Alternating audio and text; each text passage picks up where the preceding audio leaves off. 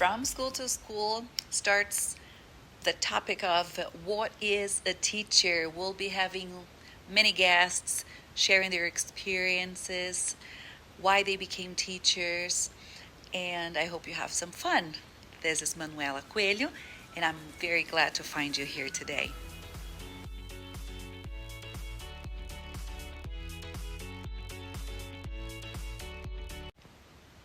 Our guest today is a very special teacher who promotes an environment of calmness for learning and has different techniques as well while teaching. I'll let him introduce himself to you. Hello, Manuela. Thank you for the opportunity of participating in your podcast. So, my name is Diego Cavazzoti. I'm graduated in Letras Português Inglês. Also, I did an endorsement here in the United States. It's in STEM area. So, STEM is science, technology, engineer, and math. Also, I did another endorsement in dual language immersion, which is part of the program that we've been teaching the last few years. I taught in Brazil for 7, 8 years. I taught elementary school, secondary school, high school, and technical courses for adults. And I taught for 5 years here in the United States, elementary school, fourth grade. And I have two projects. I have one project that is named Professor Original, is a YouTube channel. It's easy to find. We started, me and other two friends, we started during the COVID time and lockdown because we wanted to help other teachers how to use, mostly at the time was how to use the apps and platforms to help students to be able to participate online and do other activities online. And also, I did another project that is named Mind Days, which is based in yoga and meditations for schools and children. Thanks for sharing your background education. Thanks for being so participative during COVID and being helpful with your technology knowledge and sharing everything you could to help other teachers improve teaching while that season was happening. And I'm very curious to know about what is a teacher to you. Would you share your thoughts here? When I think about the question, what is a teacher?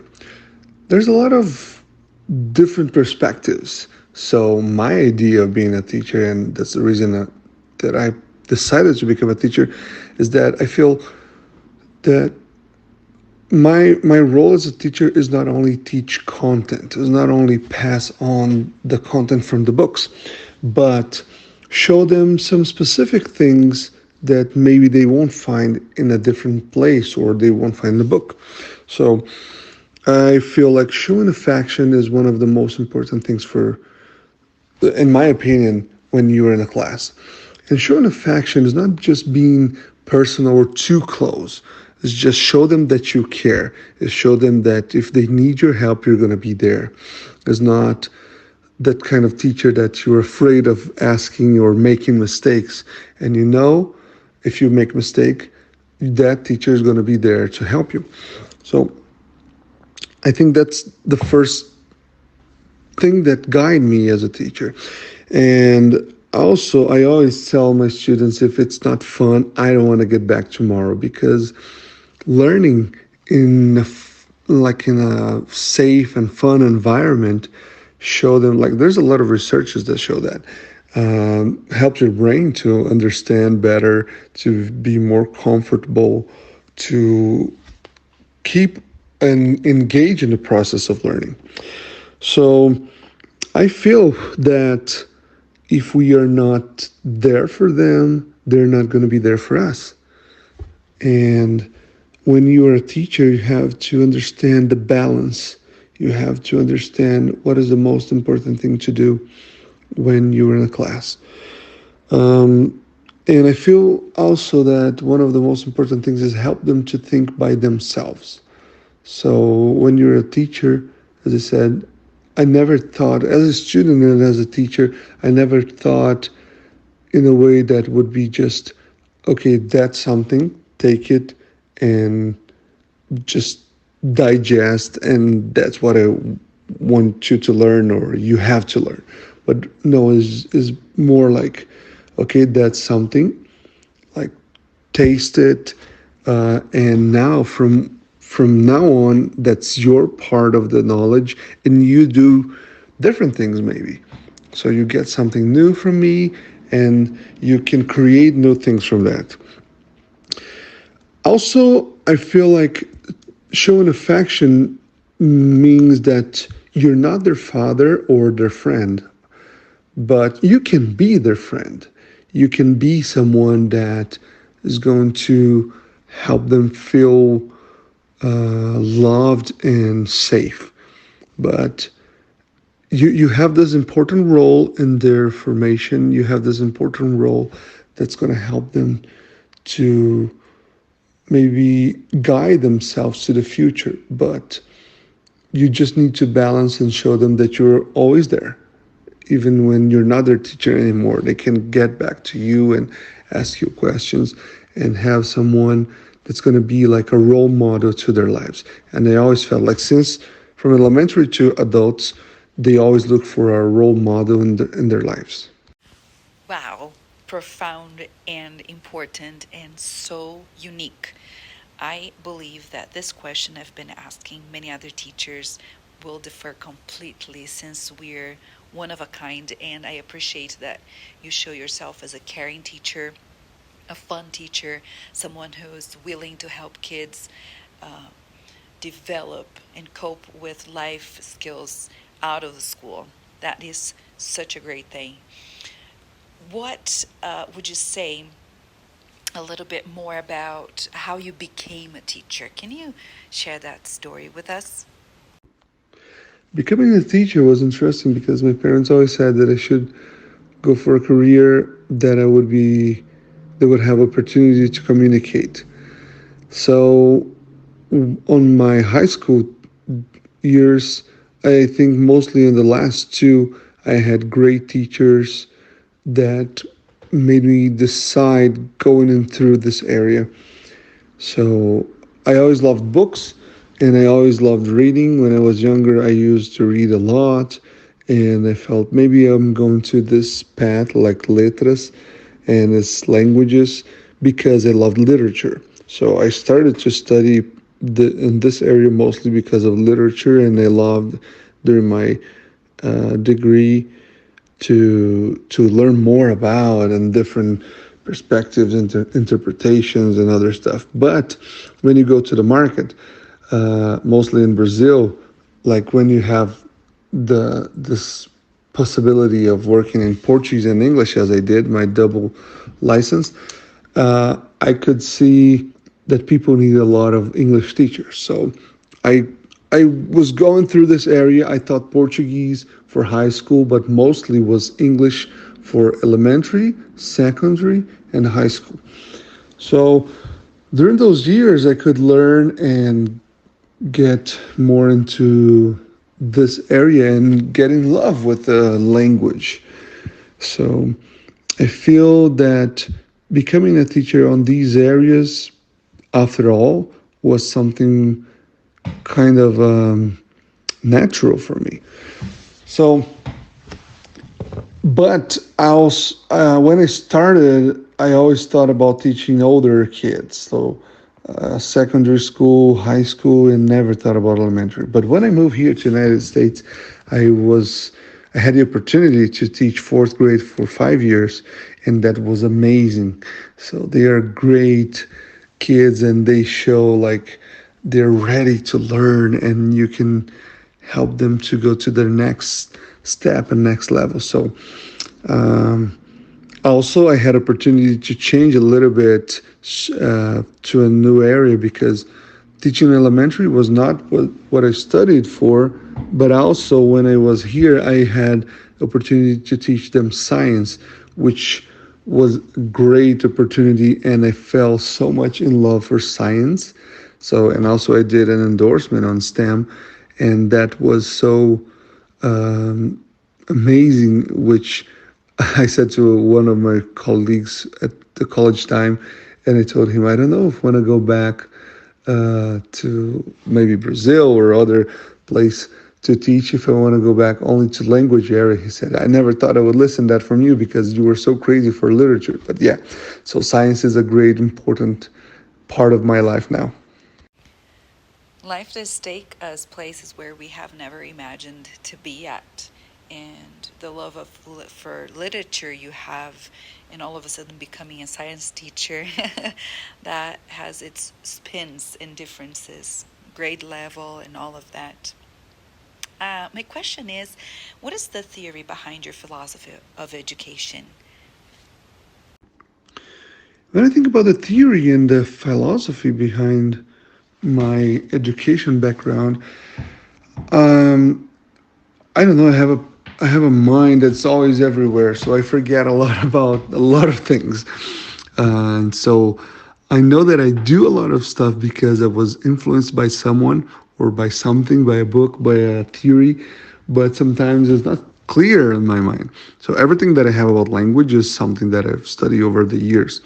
And but I feel like one of the most important people that influenced my philosophy in education was something that I didn't even study much at university, but I liked his theories, is John Dewey. His way of thinking is a great way of thinking. He's an American educator. He lived almost 200 years ago, and he influenced of many educators today and over the years. So his main idea is that education needs a purpose. So you don't have to teach just because it's part of the content. You have to show your students what is the meaning behind of all of that. And that's what I always felt when someone told me you just have to learn this because you have to. I was like, doesn't make sense. But if I show my students something, I tell them like, okay, you have to learn this because of that. That makes sense to me, and I feel it helps them to understand better. Um, and a few years ago, like 6 or 7 years ago, I was preparing a test, and I read an article that said that we're still teaching our students the same way our grandparents were taught. And thinking about purpose, it doesn't make sense, right? Because they had a different kind of lifestyle, they had a different perspective. Even I had a kind of argument with a coordinator one day because I wanted to do a different test with music and everything. She said, "No, test is a moment to be serious about education, not for fun." And there's studies that shows if students are having fun or doing a game, so usually if they don't, they have to repeat the same concept 20 times. If they are having fun or playing a game, they have to repeat the concept only 4 times to fix on their minds. So I always try to do this way. So with a purpose and trying to do in a different way, a different perspective, a different kind of activity or different ways to show them. So I know that is going to be easier and faster. So that's important to say because there's 2 books that I read over the last few years that helped me to understand much more about this idea and this perspective. So one of them is Total Participation Techniques, which is 51 techniques about how to use total participation. And total participation is something hard to do in your class. And the perspective is like when we teach the regular mode, we have a ball, we throw to one student and they throw back to you. But when you have a total participation, you have like in a class of 20 or 30 students, you throw 30 balls and they throw the balls each other. So they're playing with that. So you're going to see much more action and interaction. And they are going to be much more aware of their learning and they're going to be much more engaged because they're going to be always participating. You know, the average of participation of a student in a language class is 12 seconds per class. Think about it, in a 50-minute class, you have a student participating only 12 seconds. So if you have like a total participation technique, they're going to be participating more, like a minute, 2, 5, or maybe 10. Our goal here in dual language immersion is try to do 50-50. So teacher speaks and says things during 50% of the time, and students participate and talk to other and share their thoughts with their friends another 50% of the time. It's hard to get that balance, but at least 30, 70%, like teacher speaking less, going closer to 50 is a very important thing. Another book that helped me a lot was Old School Blended Learning, which helped me to find good ideas. And that was one of the main reasons that we started the Professor Original channel, when we started teaching how to use these platforms and apps online to make our teaching easier during the pandemic time, and also now during the technology days.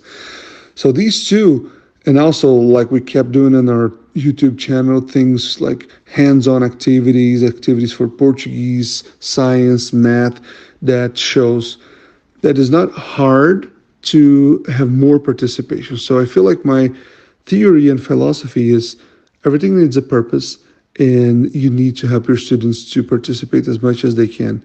Otherwise, they will be only looking at you and not going to be really learning what you're saying.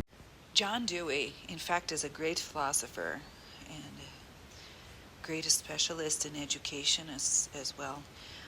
I love all the input you have, all the reality you share from your experience in your class with the focus on the purpose of learning, explaining to kids what they are going to learn and what for. That is brilliant. That is what education, clear education looks like, and very guided towards a goal. I have another question for you, and that is, how is culture being addressed in your classroom? I see you have a culture of engagement, of movement, of bringing awareness. And what else can you share about it? When I was learning about being a teacher, I think I never heard or learned or was taught how to create a culture in the class. And if you don't think about it, you're creating a culture. Like not having a culture is a culture. So over the years, I learned, as I said, like my philosophy was having fun, like trying to do the things with a purpose, but that was not very clear. So a few years ago, like when me and Aline Reis, that's my friend, which did the Professor Original channel with me, we were thinking, what are our like the most important things that we have here in our classes that we want to help other teachers to learn and understand. Um, so we found 5 pillars that we say that were the most important things that we could see in our classes that we feel that is part of our culture. So affection, as I mentioned in the beginning, when I became a teacher, and what does it be a teacher? Show them that you're there. So I feel like I taught in different schools in Brazil and here that were schools for those students who doesn't have like a great environment at their houses. They don't have enough food. They don't have enough care. So when they come to your class, sometimes you are the safest. Your class is the safest place, and you are sometimes the safest person they have at their lives.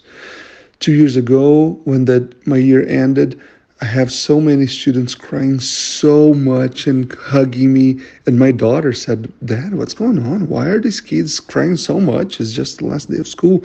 I said, "Because they don't have a father like you have." And next year, she was in my class. And at the end of the year, she cried a lot when she left my class. And I said, "Well, thankfully, you have this father at your house today." But show them that you really care is an important thing. Another important pillar that helped me to create a good culture is organization.